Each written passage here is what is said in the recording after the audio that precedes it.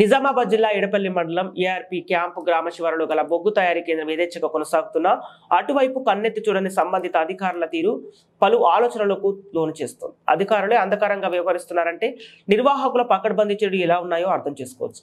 గ్రామ శివారులో ఒక ప్రాంతంలో కలపను గుట్టలుగా పేర్చి వాటిని ఒక క్రమ పద్ధతిలో కాల్చేస్తూ బొగ్గును తయారు చేసి అక్కడి నుండి ఇతర గమ్యస్థానాలకు తరలిస్తూ అక్రమ వ్యాపారం చేస్తున్నారు.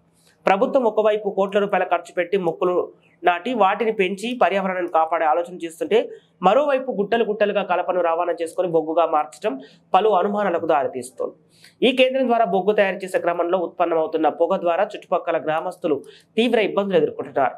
బొగ్గు తయారీ స్థావరం వైపు అధికారులు ఎవరు కన్నెత్తి చూడటం లేదు. గ్రామ పంచాయతీ అధికారులు పలు నోటీసులు జారీ చేసిన బేఖాతరు చేస్తున్నట్లు కొందరు నాయకుల అండతో అటవీ సంపద దోపిడీ చేస్తూ వ్యాపారం దర్జాగా నిర్వహిస్తున్నట్లు సమాచారం. ఈ విషయంపై ఇప్పటికైనా సంబంధిత అధికారులు చొరవ చూపి బొగ్గు తయారీ కేంద్రంపై చర్యలు తీసుకోవాలని పలువురు కోరుతున్నారు.